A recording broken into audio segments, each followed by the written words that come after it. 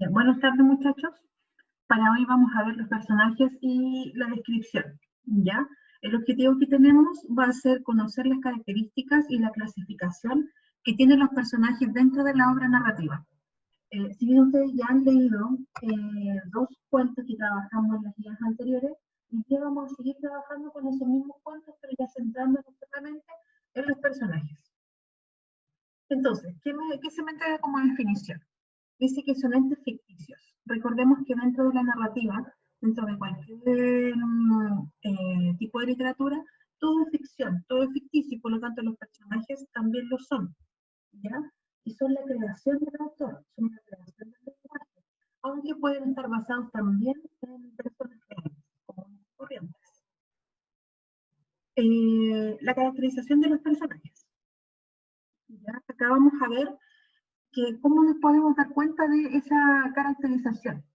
Muchas veces a través de una descripción que el mismo narrador entrega, o que inclusive otros personajes también pueden entregar estas características.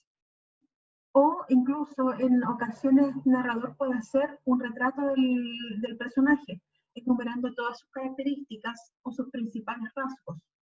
En ocasiones esto nos viene dicho, ya nosotros nos tenemos que ir dando cuenta por cómo se van desenvolviendo los actos.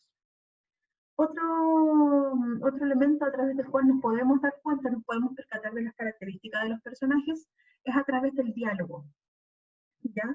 A través de esta pista nosotros podemos ir descubriendo la forma de pensar o el nivel cultural que el personaje tiene, por cómo se relaciona con otros personajes.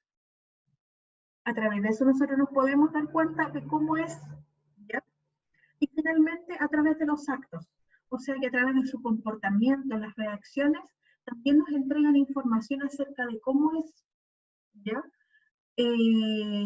Bueno, lo ideal dentro de todo esto es que el narrador nos entregara una descripción detallada o otro personaje. Sin embargo, en muchas ocasiones esto no ocurre y tenemos que recurrir a las pistas que nos entrega el texto para ver cómo son los personajes.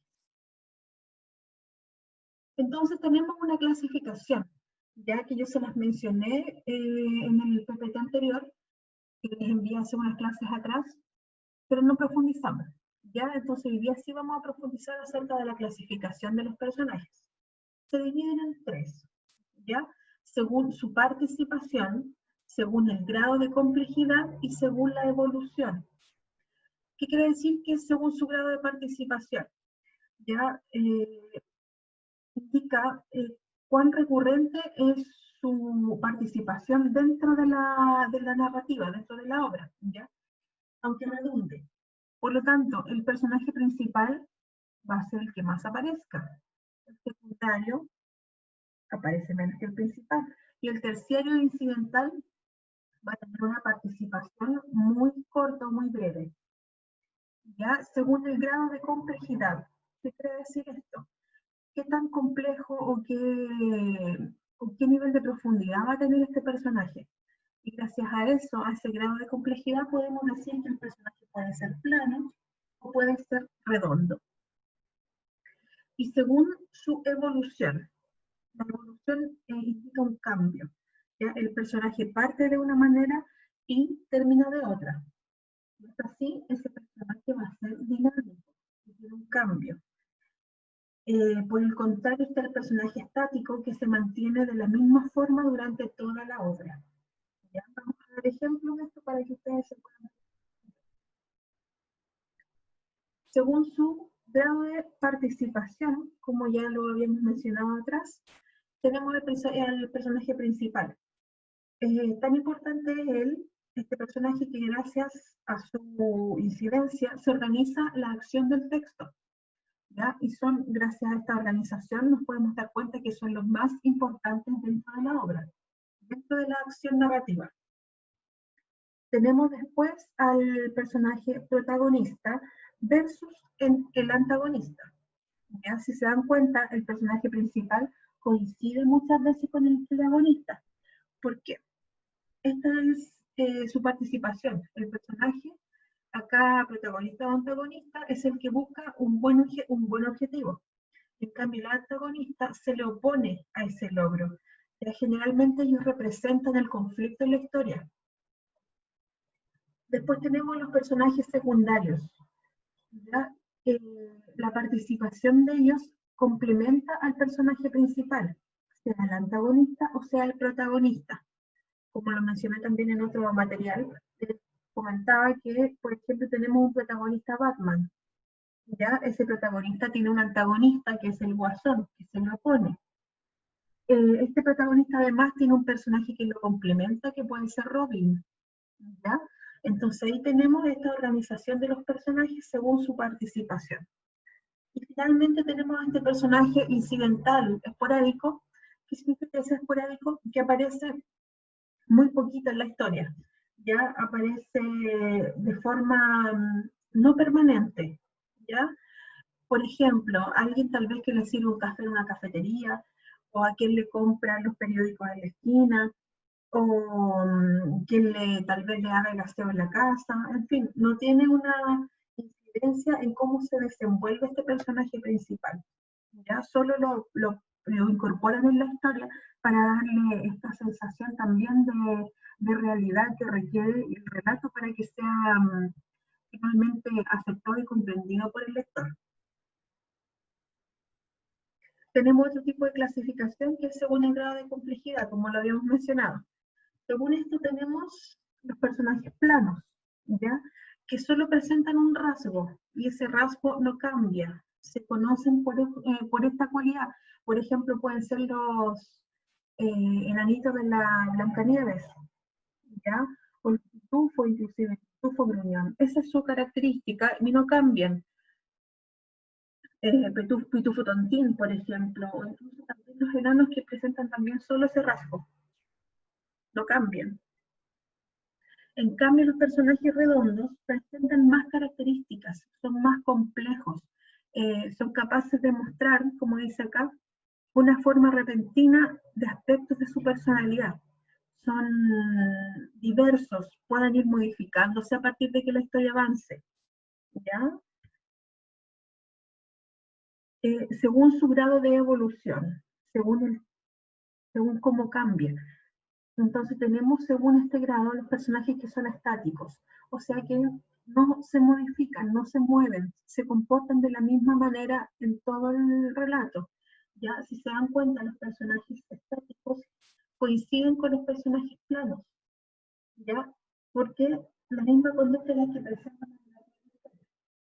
En cambio, los personajes dinámicos coinciden con los personajes redondos, pues a través de la acción varían su forma de ser. Ya, y a medida que avanza el relato, van cambiando su comportamiento, presentan una evolución como nosotros mismos. ¿Ya? Por ejemplo, aquí van a darse cuenta a través de las imágenes estas clasificaciones. Acá, según su grado de participación, el personaje principal, este señor, superhéroe, Iron Man. Secundario, la chica que apoya a que este superhéroe logre su objetivo. Y el personaje terciario, solo vemos uno acá, pueden haber muchos, ya que nos sirven para darle más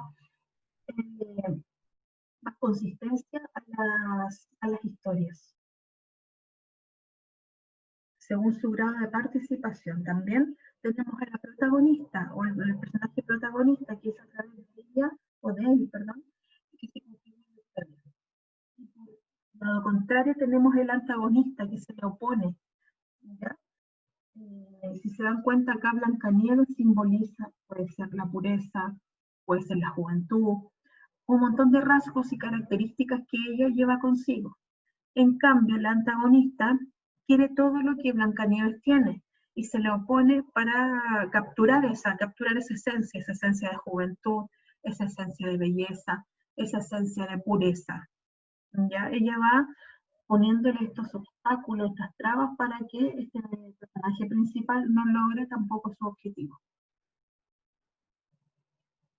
Según su evolución, como lo habíamos mencionado también anteriormente, tenemos un personaje que es estático.